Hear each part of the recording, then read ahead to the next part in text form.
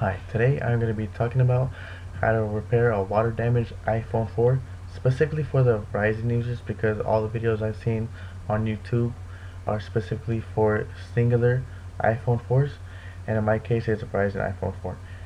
First off, the water damage that I had in my phone, it was clearly visible right here in the camera area, as you can see right there, and also right here near the front camera, right here with the opening, as well as the bottom.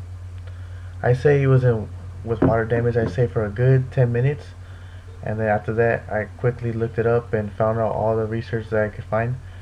But right before I looked the research, I did the number one thing you're not supposed to do is that is touch the buttons or try to turn it on, and also try to connect it and try to have it to the charger.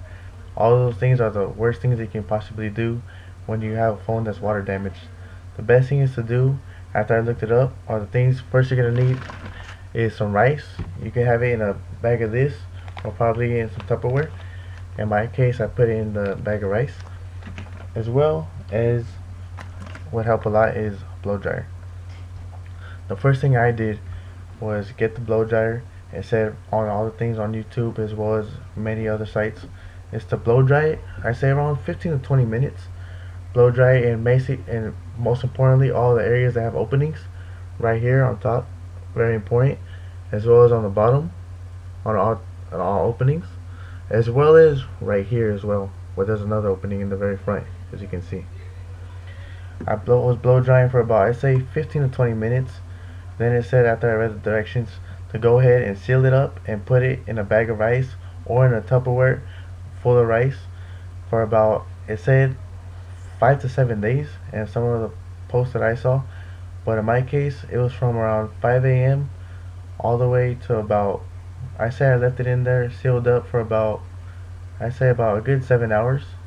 Around 12 noon I went ahead and looked at it again, and I checked out the phone, and I noticed after having it in the bag of rice, I noticed that the water damage that was right here in the camera area was already gone.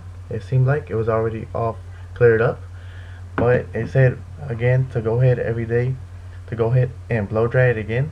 So I went ahead and blow dried it again for about 15 to 20 minutes all around the same areas I said the first time.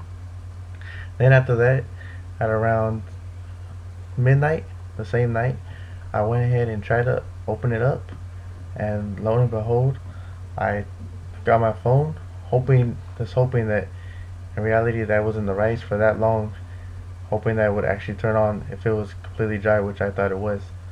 In my case, the first thing I did, I was hoping, I plugged it in to my charger, my wall charger. First thing it did, it had the Apple screen. I was hoping that it was actually going to turn on all the way, and I saw a blue screen pop up right away, and then my phone turned off because it was out of battery. Then after that, I was hoping for it to turn on again. So the next thing I thought of was plugging it into my computer, and after that, I waited for a good, I say 30 minutes, and then after that, the phone finally turned on, and next thing you know, I had the phone up and charging fully on my laptop, and next thing you know, it was working in great condition.